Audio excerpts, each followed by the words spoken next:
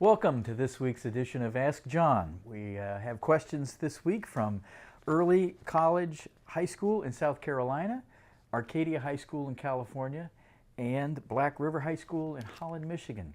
We're joined today, once again, by John Kaminski. Welcome, and I'd like to start out with some questions about judicial review, about origins. Was there such a thing as judicial review in the British constitutional system? Judicial review is generally thought to be the judges standing up and saying that the legislature or the president have violated the Constitution. That's in a written Constitution. Now, the British system, first English, and then when Great Britain is formed, they don't have a written constitution. What they have, however, are two things that are sort of bedrock or components of the Constitution. The first is the common law, and the second are the great documents in English history. And so those would refer to, say, Magna Carta, the Petition of Rights, and the Bill of Rights. These are great documents before the Glorious Revolution of 1688. So these are documents that are regularly referred to and that the king might violate. Another part of the English Constitution is the prerogative of the king. The king can do any number of things because he's king. And so you have these two things in conflict: the protection of rights guaranteed from the common law and from the great documents, and the authority of the crown in the prerogative. Whenever these two things clashed, it was the judiciary that stood as the fulcrum of power, the judiciary as the arbiter and trying to balance these two outside authorities, the prerogative and the defenses of rights. And the problem in the English system is that the judiciary was an arm of the king. The judiciary was appointed by the king. The judiciary different courts could be appointed and created by the king. The judges got their appointments, their commissions were under the king. If a king died, the commission expired and you'd have to get another commission. And the judges served at the pleasure of the king, not during good behavior. So all of these things made it likely that when there was a conflict between the king's prerogative and the rights embodied in the common law and in the great documents, that the judges would rule in favor of the king. And that's what happened often. Now, most of the cases, most of the judicial cases, probably 95% of the cases, don't involve these kinds of constitutional issues. They're fairly rare. But when they do occur, sometimes they will be against the crown, but more often than not, they'll be supportive of the crown. Well, with that background, John, then what are some specific cases in the English system that would demonstrate this judicial review? Often these cases are not cited as judicial review, but in actuality they are. So one case, one of the earliest cases, would be Dr. Bonham's case, which occurred in 1610. And in that case, Chief Justice Cook decided that the particular law in creating the Royal Academy of Physicians, a law that gave them power to exercise its own authority, was in essence unconstitutional. And the reason he expressed that was that the law provided that anybody who didn't get a license from the Royal Academy was subject to indictment and conviction, and the Royal Academy would do the trial, and the fine that would be levied against the convicted party would go to the Royal Academy. And so what Cook ruled was that this violated the common law principle that one should not be a party in deciding one's own case. And so although Cook did not say that the law was unconstitutional. He said in this particular case, it violated that principle under a provision of equity, let's say. And Americans viewed this as the higher law in judicial review in its unfolding history in the American colonies and the Revolutionary era. But if Cook had tried to pursue that avenue, he probably would have been removed and put in prison.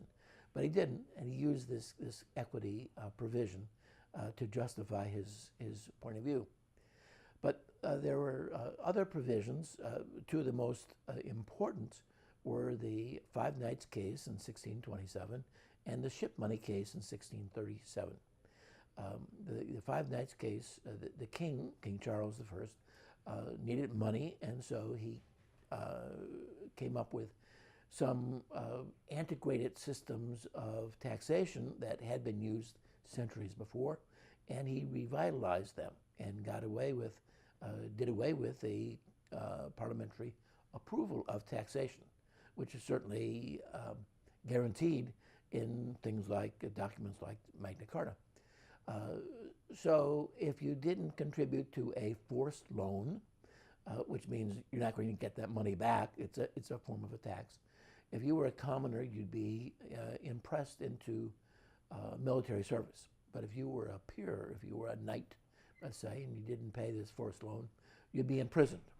And 5 of these knights who didn't pay the forced loan sued for writ of habeas corpus. The case came up, and the judges decided that no, they didn't have the right to a trial at this point because the king's prerogative allowed him to arrest folks and have them imprisoned, and it was good enough. The prerogative of the king was satisfactory to keep these men in jail. And so they stayed in jail for a period longer, and when the king tried to warm relations with Parliament, he then pardoned them all, and they were released. But 10 years after that decision, the ship money case is a little bit more extreme. Another one of these antiquated taxes the king imposed, and if you didn't pay the taxes, there was a argument you were going to be imprisoned. And Parliament was going to pass a measure saying that the ship money was unconstitutional and should not be done. But the case was brought in advance of that parliamentary action, and what Parliament said was, what the court said, in this case, the ship money case of 1637, Parliament could not pass an act that would prohibit the ship money tax. And so this was sort of an advisory opinion or a advanced decision saying that Parliament had no authority to pass any act that might limit the ship money measure. Very similar to what the Declaratory Act would say about American acts in the Imperial crisis of 1766. There are 2 other provisions, I would say, in judicial review that are important in English history. One was the Geddes-Hales case, which again is not well known, but it's a collusive case, and what that means is it was brought to get a judicial decision. And you can see why. Geddes was the servant of Hales. Hales was a recently converted Catholic, and King James II gave him a military position, which is counter to law. There are a dozen or so laws, penalty laws they're called, against Catholics. And they couldn't be appointed to different positions. You couldn't be members of Parliament, couldn't live within 10 miles of Parliament, etc., etc., etc. And yet King James, who's a Catholic, appoints Hales as a military general. And so Hales encourages his servant to bring a case against him. And Geddes wins. And the fine is 500 pounds. And that's good. Hales wants that, and he appeals the case. And it again is decided against him. He's happy about that. He's again fined the 500 pounds to his servant. And this is all working perfectly according to this plan, this collusive plan. And finally, it gets to the king's bench. And that's where 11 of the 12 judges there rule in favor of Hales. And what they rule is that the king's prerogative powers were such that he could dispense with the law in the case of Hales. That means the law means nothing when it comes to Hales getting an appointment. And so that law was, in essence, overturned by this judicial decision. And they had also said the same thing for suspending laws, which would be a blanket, not just for one person, but for anybody. So this is a pretty important case, 1686. And you might say that this was an expected case because these judges were in the back pocket of the king. But 2 years later comes the 7 bishops case. The king, both King Charles II and King James II, both passed what's called declarations of indulgences. These are, in our perspective, very liberal documents, not so liberal from the point of view of an Englishman in the 17th century. But what these declarations say is religious freedom. And by saying religious freedom, first for Catholics, and then expanding it to include dissidents from the established English church, these are, in essence, violating the penalty acts that were in place. And so when James II passes his second declaration of indulgences, it includes the dissenters, and it provides that the ministers, the clergy of the established church, have to read the Declaration of Indulgences from the pulpit. That's just too much. And so 7 bishops, including 2 archbishops, Archbishop of Canterbury and Archbishop of York, petitioned the crown against this requirement of reading from the pulpit, and these petitions are labeled as seditious. And so these 7 bishops are arrested and they're tried. And the court this time comes out against the king and says, no, the king is wrong and that the bishops are right. They were not guilty of sedition. You might say, what a brave thing that these judges did. Well, it just so happens on that very day that the decision is given, that's the day that William and Mary are invited to come and take over the throne from the Netherlands. And so King James is on his way out, a forcible abdication on his part. But these are all examples of judicial review in the English system. Is it fair to say then that there's judicial review in the American colonial context? The American colonial judiciary is similar in many respects to the English system. That is, the judges are under the control of the governors, the royal governors in particular. They do not have good behavior as their tenure. They serve at the pleasure of the governors. They're also aligned with the kings that they serve under. That is, if the king dies while you're in office, you have to get a new commission from the new king. So these judges are not independent, even though in England in 1701, with the Act of Succession, you have for the very first time in writing a guarantee of good behavior tenure for the English judges. That's never the case in America. But in America in the 17th century and in virtually all of the 18th century, we don't have a trained cadre of lawyers that are knowledgeable to become judges. And therefore, in America, the judicial system, particularly the jury trial, is the democratic portion of government. And so people serve regularly. And so perhaps the best example of this kind of case is the Zenger case in 1735, whereas in that particular case, the governor, William Cosby, wants to bring a case of equity. That is, we don't have to use a jury trial. Only the judges of the Supreme Court would act that would be unprecedented in colonial New York for the governor to call a case a court of equity.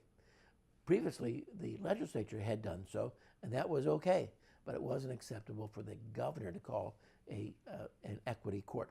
And so the Chief Justice, Lewis Morris, opposed that. He was removed. And so that's what the case hinges on at first, is the independence of the judiciary. And in fact becomes a big political brouhaha, so much so that they start a new newspaper. And it's under that political milieu that the new printer, a young German immigrant, John Peter Zenger, is arrested for seditious libel. He's attacking the government. And so the judges, the two remaining judges of the Supreme Court, they acted in the wishes of the governor, and they would have given their decision accordingly. But when the jury came in, instead of following the ruling of the judges in interpreting the law, which in essence gave the jury no leeway, but to come in with a verdict of guilty, they threw away those recommendations, and they said that John Peter Zenger was acquitted. And so what you have in America is a case where you don't need a judicial review. You don't need judges to stand up. They don't have that independence in colonial America. But where there is judicial independence is with the juries. And so because of that Zenger case in 1735, this is a good time to look at dates. So 1735, and if you add 41 years to that, 1776, during that 41-year period of time, there's lots of cases of seditious libel. They're bringing about a revolution in favor of independence. There's a lot of anti-government activity, and yet there is no arrest for seditious libel because, except one case in 1765, and that case never came to fruition. But the authorities understand that there's no way in the colonial judicial system that they can get a conviction. And therefore, you don't need judicial review to turn over laws that are in the judgment of the people being tried, that these laws are unconstitutional. You don't need that because there is not going to be any conviction as long as American juries are involved here. So there's not much judicial review in colonial America. How about after independence, in the Confederation period? Was there such a thing as judicial review during that era? Well, yes, there was, and in fact, judicial review becomes an important component during the Imperial crisis. So even before the Confederation, you have things like the Declaratory Act, which is in response to the Stamp Act, which evokes such animosity in America that the Parliament is forced to repeal the Stamp Act. Well, they lose a lot of face in doing that. It's an embarrassing thing, and so they pass the very next day the Declaratory Act, which has two components. The first saying that Parliament has complete authority to bind Americans in all cases whatsoever. So that's asserting legislative supremacy. That's 1766. The second part of the Declaratory Act, it says that despite all of the colonial acts and resolutions and petitions, they are all null and void. And so this is a legislative review of denying various acts of colonial legislature, not the judicial, but the Parliament is expressing this authority. And it's expressing that authority under the provisions of, going back to 1688, the Glorious Revolution, that Parliament is now supreme in the English system. No longer is it a question of the King's prerogative versus the great documents or the common law. It's what Parliament says. In fact, in 1765, William Blackstone, a great jurist in England, comes out with his first of 4 volumes of the Common Law. And in that, he expresses the opinion that Parliament is supreme. And so you're faced with a real anomaly here. It's hard for American judges to understand what I'm about to say.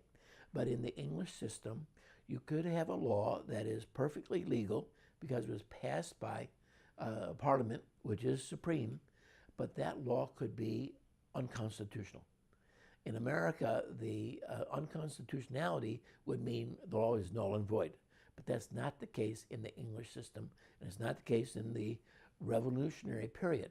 You could have unconstitutional acts, that is, acts that violate the common law, acts that violate the great documents in English history, and yet those acts would be legal and binding. And that's what Americans were complaining about during this imperial struggle leading up to the American Revolution, that the Parliament was supreme, and therefore there was no need for any judicial review because the judiciary could not overturn Parliament. Now, you had still those American juries that were there, and that was a real fatal flaw in the English system of jurisprudence. And so what they provided was, first with the Sugar Act of 1764, and then a little bit later, expanding upon that, they created what they called Vice Admiralty courts. So the first Vice Admiralty court was in Halifax. Then there were subsequent Vice Admiralty courts in Philadelphia, New York, and Charleston. And what these courts provided was that there'd be no jury trial, no right of appeal, and in fact, the trial would be held in those locations. And so what was so important to Americans, a trial by jury in the vicinage where the crime allegedly took place. This would give the defendant the opportunity to have a jury that would be very sympathetic to him, and then the jury would find the defendant not guilty. Well, when you take away that jury of the vicinage and have these trials in Halifax or Philadelphia or New York or Charleston or even in England, this creates a real hardship. How can you bring your witnesses? How can you yourself go to these locations that are far away? It costs time and money to do so. But this was the case. This was how the British felt that they could retain, in their eyes, the independence of the judiciary, which had been lost in colonial America because of the sympathy of juries for the defendants. Well, John, let's talk about the convention itself. Was judicial review talked about at the Constitutional Convention in Philadelphia? Yes, it was, and it never made it into the Constitution as a specific provision, and so people will often say that judicial review should not exist under the Constitution because it does not appear in the Constitution itself. But certainly the delegates to the Constitutional Convention discuss judicial review. The Virginia Plan, which largely a product of James Madison, not totally, but to a great extent, talks about the judiciary. And there were 2 provisions of the Virginia Plan that were sort of apropos here. The first was that state laws could be overturned by a congressional veto. Madison wanted that to be carte blanche, to be any act of a state legislature could be overturned. The Virginia Plan provided that any act in contravention of the federal Constitution could be overturned. So the Virginia Plan limited what Madison actually wanted to provide. What Madison was so concerned about was the outgrowth of the colonial and revolutionary experience was that state constitutions were formed that gave lip service to separation of powers, and yet in actuality supreme authority was given to the state legislatures, and the judiciaries had relatively little power over state legislation. And therefore, when the state legislatures violated the rights of the minority, and what that means is they violated the rights of the wealthy, not of the poor, not of women, occasionally the rights of religious groups like Quakers who weren't in favor of the revolution. Madison saw this as a dangerous element. No longer was it the tyranny of the one that is the king or of parliament, but now it's the tyranny of the majority as expressed in the state legislatures. And so he wants to limit that. And so his provision in the Virginia plan calling for the congressional veto of state laws is a reaction to the tyranny of the majority in state legislatures. That's not going to be adopted. Madison also wanted in the Virginia plan what was called the Council of Revision.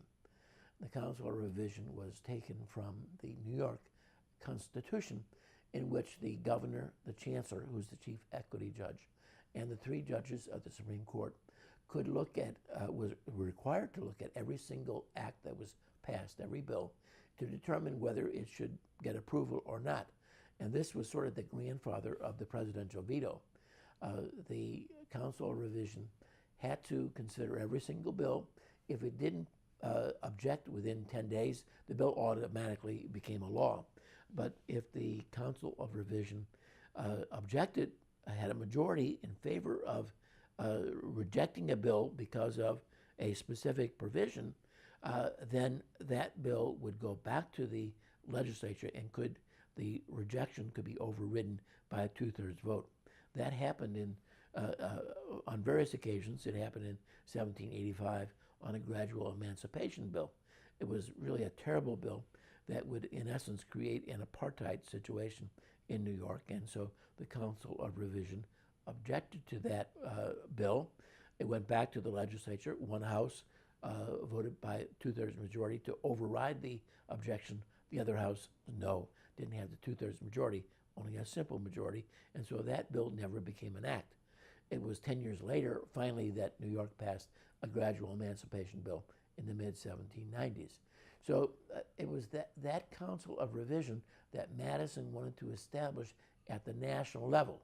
What he was saying, in essence, is let's create a body composed of the president and some members of the judiciary that will have sort of discretionary judgment over every act passed by Congress.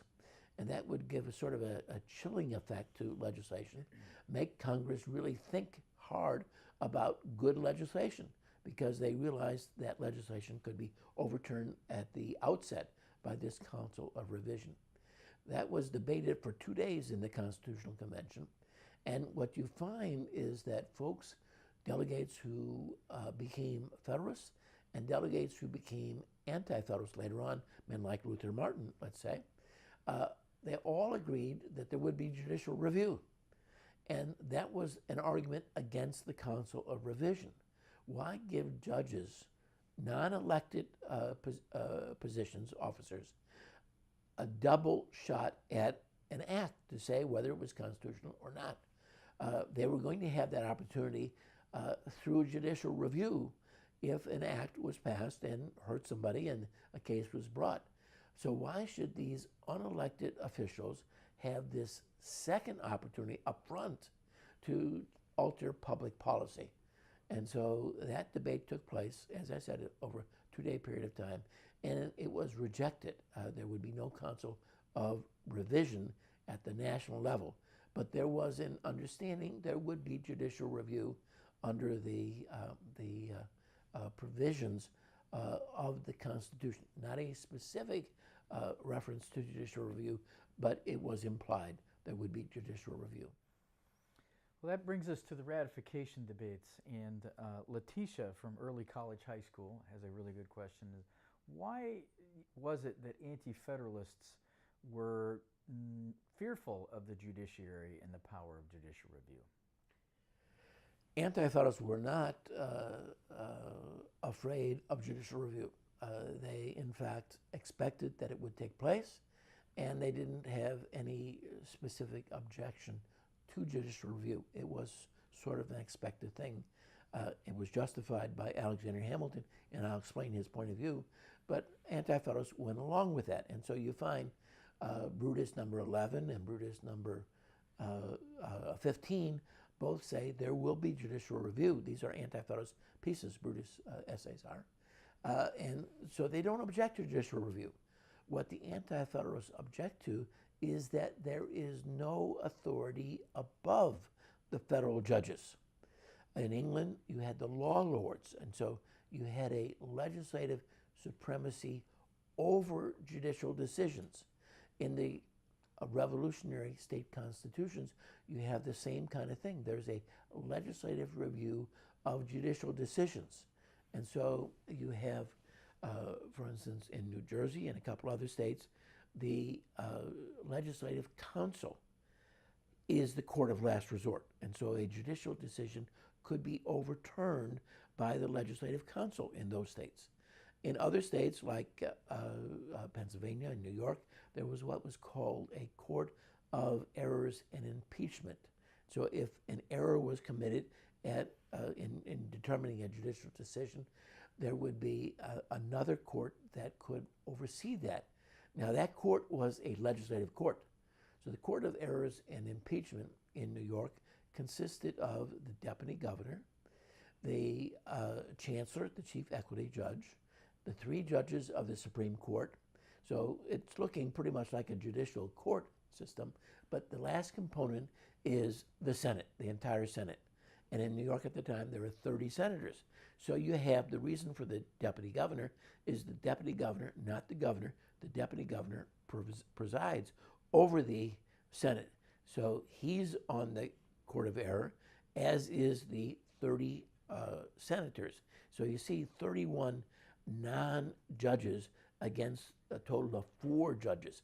And in fact, if a case comes up of appeal, the judge who determined that is the Supreme Court judge, 1 or 2 or 3 of them, or the chancellor, they would have to recuse themselves. So they wouldn't be in that case. Or if they were one of the individuals being impeached, again, they would be recused and could not participate. So this was a legislative review. And that's exactly what the Anti-Federalists wanted. They wanted that at the federal level. They thought this was unheard of to have such total independence. Yes, they liked independence of the judiciary.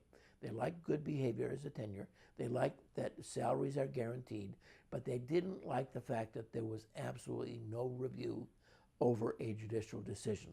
So that complete independence is what Anti-Federalists were afraid of. Now, on the other side, the Federalists strongly advocated judicial review, and the best examples of that would be Alexander Hamilton in the Federalist number 78 and 81. In number 81, he says in sort of a cursory fashion that the nature of a written constitution calls for a judiciary to interpret the law. And therefore, judicial review is implied whenever you have a written constitution. Obviously, in this case, we have a written constitution. But he spelled that out a little bit more in the Federalist number 78. All of these judicial arguments in the Federalist Papers appear for the first time in the 2nd volume of the Federalist Papers published on the 28th of May, 1788. And so Hamilton has about 7 essays in there on the judiciary. And number 78 is what is directly apropos to the judicial review. And what Hamilton says is judicial review doesn't mean that the judiciary is superior to the legislature or the president. What he says is that what is superior is the voice of the people as represented in the Constitution. And it's the job of the judiciary to interpret the law. And so what the judges are supposed to do is to look at the law as passed by Congress in this particular case and see if it violates the Constitution. The Constitution is the superior law, And laws passed by Congress are the inferior law, or acts committed by the president are subordinate to the Constitution. And so what Hamilton says is no, the judiciary is not superior to Congress and not superior to the president, but it's the Constitution that's superior to the acts of subordinate bodies. And that's why, and it's the job of the judges to determine whether the superior law, the Constitution, has been violated. And that's why the judges are given certain protections, the protection of good behavior and the protection of their salaries cannot be diminished while they're serving. So these are to protect them from any kind of retribution by the president or by Congress. But the judges are to defend the integrity of the voice of the people as expressed in the superior law of the Constitution. Let's talk a little bit about the Marbury decision. It's often seen in this discussion about judicial review. Should we consider the Marbury decision kind of the most important moment in American judicial review? Well, it wasn't thought to be so at the time. The judicial review aspect of Marbury was relatively unimportant, and in fact, Marshall rules in favor of Madison and Jefferson, and they should be very happy. They won the case, and yet they're not very happy because Marshall goes beyond judicial review, and he expresses in an obiter dictum, that is an extra opinion, that he doesn't have to give, but he does decide to give it, and that's what gets President Jefferson, so upset. And so in looking at judicial review, Marbury is important in that it's the first time that an act of Congress is declared unconstitutional by the federal judiciary. Before that, state laws have been declared unconstitutional by federal judiciary, and that's pretty well accepted given the fact that you have two provisions of the Constitution that allow the judges that latitude. First of all, there's Article 1, Section 10, that prohibits the states from doing certain things. It cannot issue a bill of attainder, cannot enact ex post facto laws, cannot violate, impugn treaties, contracts, I should say, cannot make anything but gold and silver legal tender. So these are all things that states cannot do, and therefore, if they do them, the judiciary will step in and say, no, you're violating the Constitution. And that's in the Supremacy Clause as well.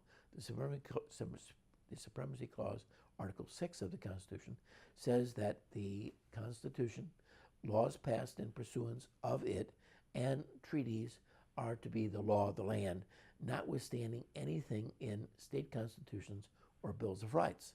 And so state judges are required to abide by those three provisions, that is the Constitution, laws passed in pursuance thereof, and treaties. And federal judges as well are bound to protect those three provisions. And so anytime a state would violate Article 1, Section 10, it would be violating the Constitution, and that could be struck down as unconstitutional. Anytime a state law would pass, a state legislature, that is, would pass a law that would be in contravention of federal law, as determined by the judiciary, those state laws could be negated and through judicial review. Same thing with treaties. But now in the case of the Congress, when Congress does something, passes law, can that be unconstitutional? And that's what Marshall does rule. Now, that had been discussed previously in the 1790s on a half dozen occasions. And the judiciary in every single case said, we have the authority, the Supreme Court said this, we have the authority to determine whether this law is unconstitutional or not, but we must be absolutely sure of our decision. And they said in each case, no, we're not sure, and therefore we're not going to exercise judicial review and declare that law unconstitutional. We're not sure about that.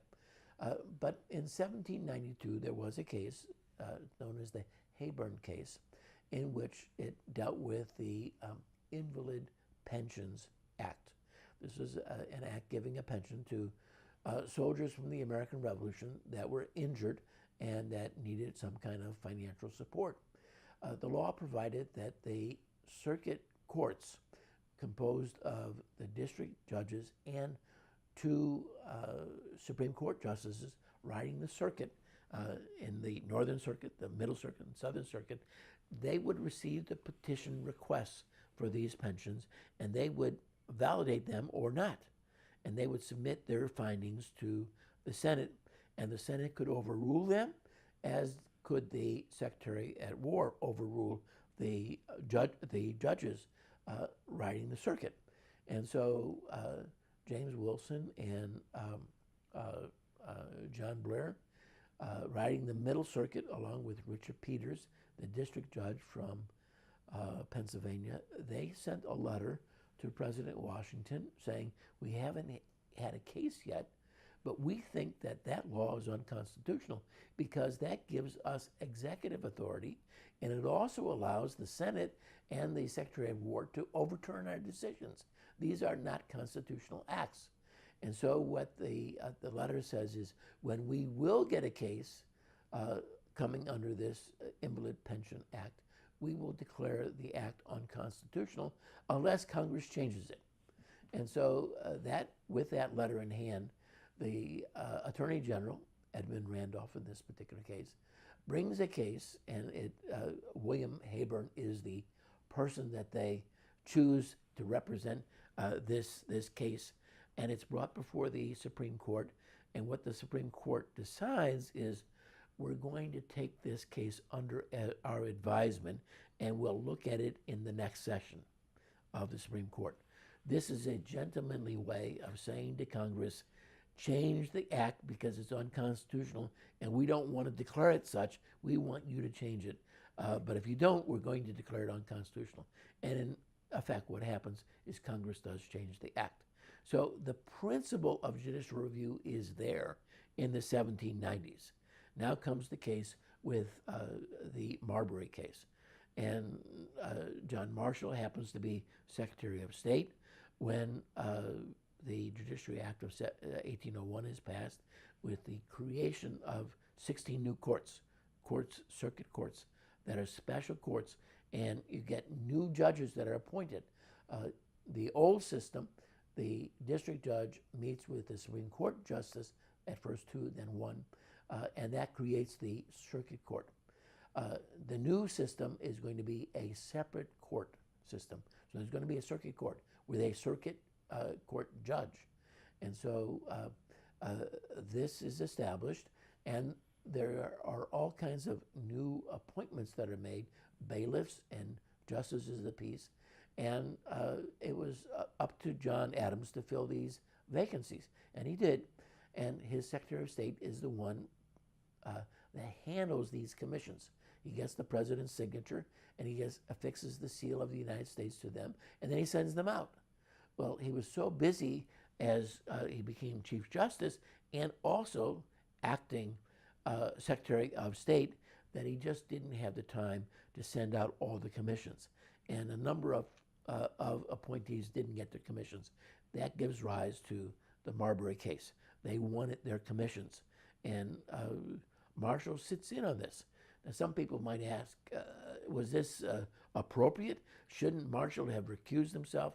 Well, they didn't have that luxury. Karen from Arcadia High School wanted to know that. Should he have recused himself? Yes. Well, generally speaking, yes, that's the case.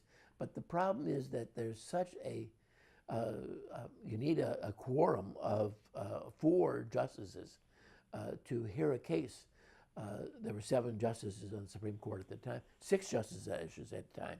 So you need a little bit more than you need a majority that would give you 4.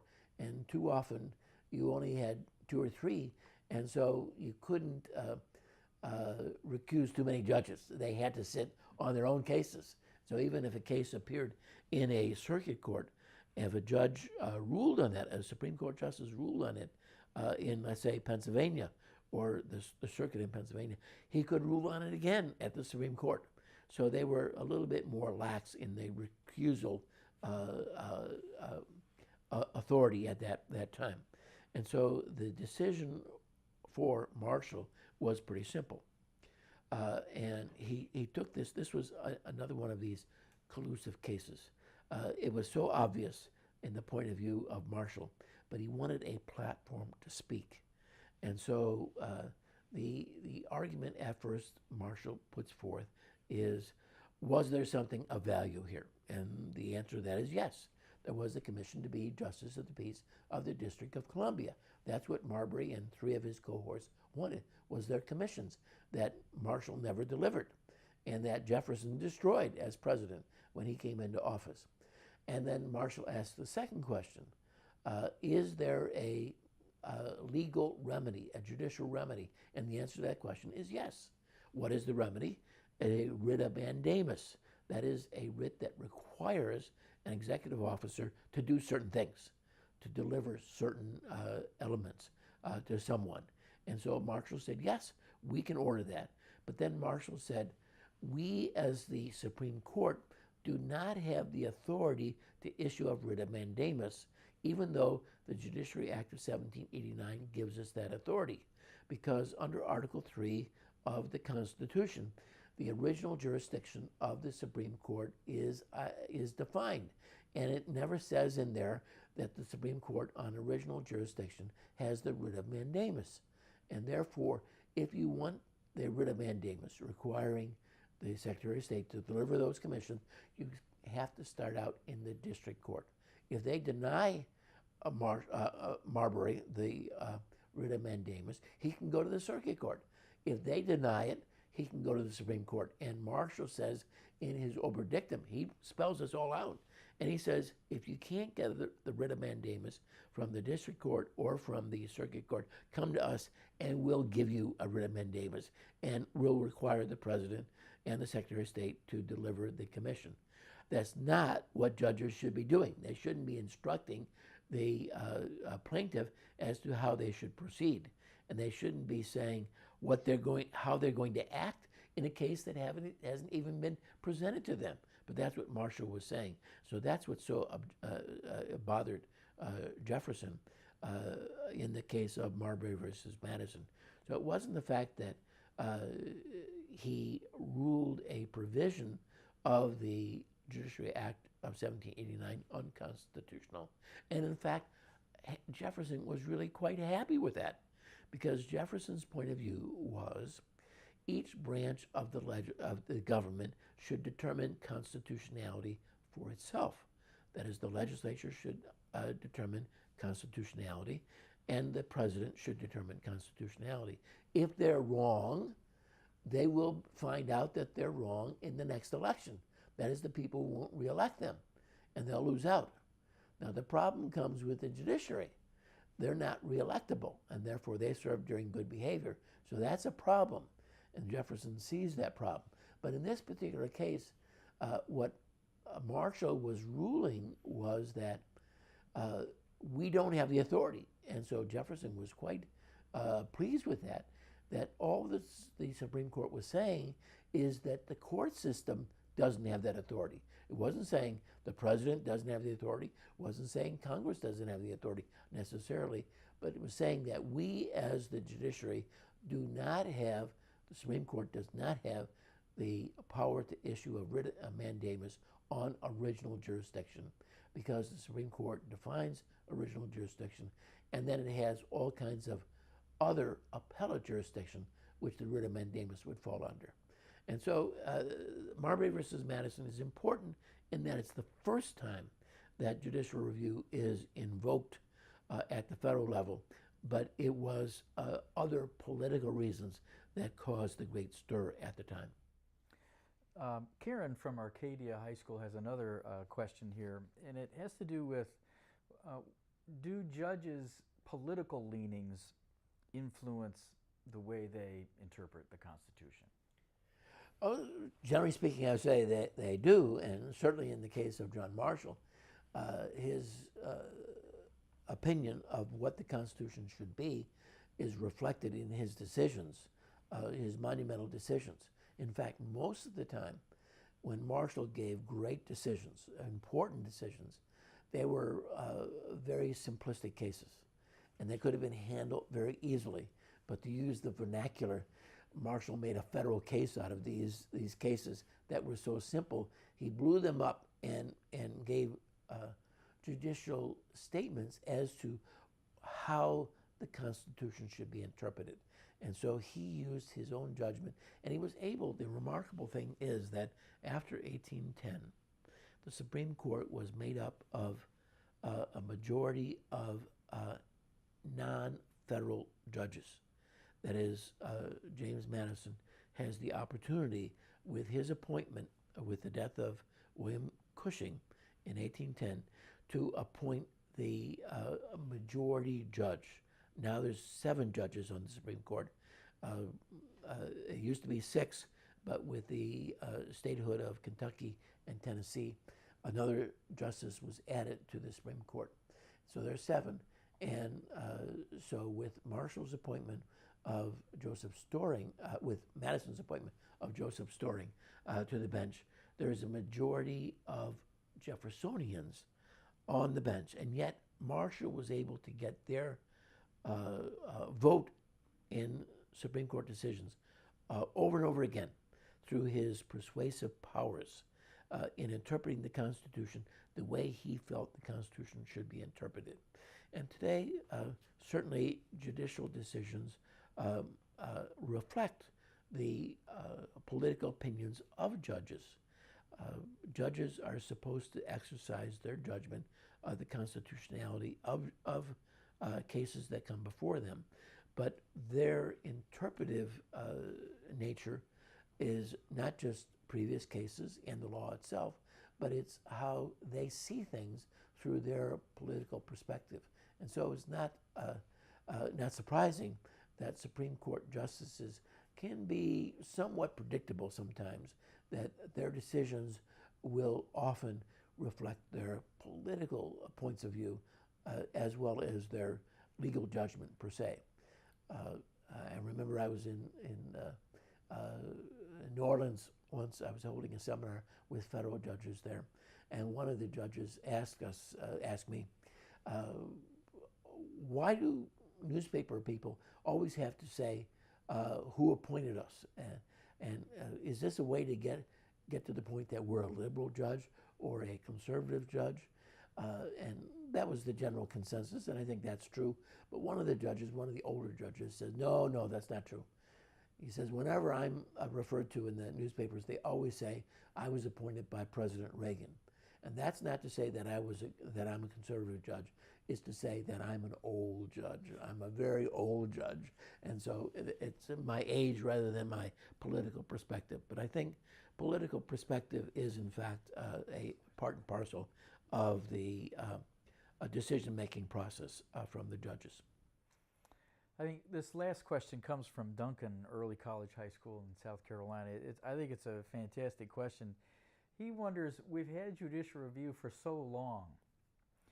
Why in the world is it still controversial?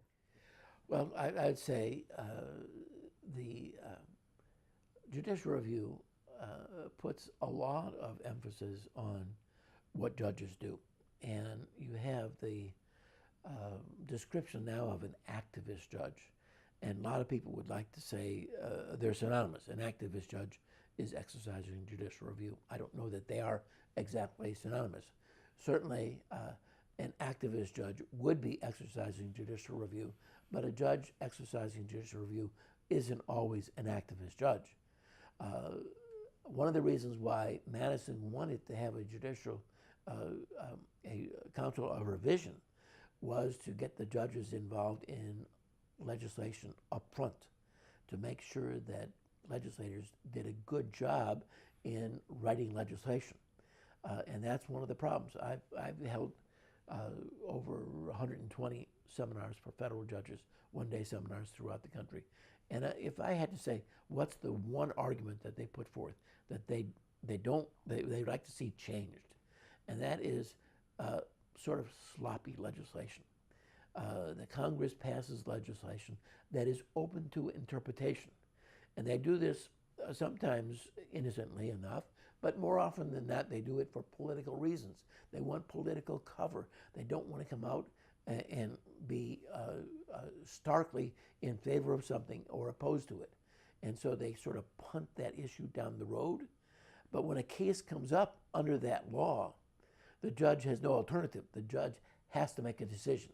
The judge can't say, I'm not sure. The judge has to rule. And when the judge rules, then the opponents of that decision, whatever it is, will accuse the judge of being an activist judge. And so most of the judges, when they are accused of that, they're not really activist judges. They're interpreting the law one way or the other. There are some times when a judge becomes quite activist and gets involved in intruding in a non-judicial capacity. In one of the seminars that I gave in Michigan, we broke for lunch. We were in the courthouse, and an older judge came in for lunch. He wasn't in the seminar per se, and he wasn't going to stay in the afternoon session of the seminar. But when he came in, the other judges congratulated him on a piece that appeared in the Detroit newspaper. And when he left after lunch, I asked the remaining judges, what was the piece in the newspaper? Well, it was the 25th anniversary of this judge taking over the Detroit waterworks. He had ruled 25 years before that the waterworks were not being run efficiently, and that should be corrected. And in the interim, he was taking over the waterworks. And so for 25 years, the federal judiciary was running the Detroit waterworks. Now that, I would say, is an activist judge and could be decried against, that the judges should not be doing that sort of thing. But the judges do have final authority in many occasions and will be accused of being an activist judge. That's not necessarily the same as judicial review, but we need judicial review to try to interpret what the law is. In particular, we need that in this country where we have 50 Confederate republics, that is 50 states, each with its own state judiciary, and we need to have a certain degree of uniformity throughout the country. And so we have various districts, states in different districts, and we must come into compliance. And this is one country, and so if one district rules in one way, another district rules another way, then it's up to the Supreme Court to iron those differences out and determine what does the law really mean.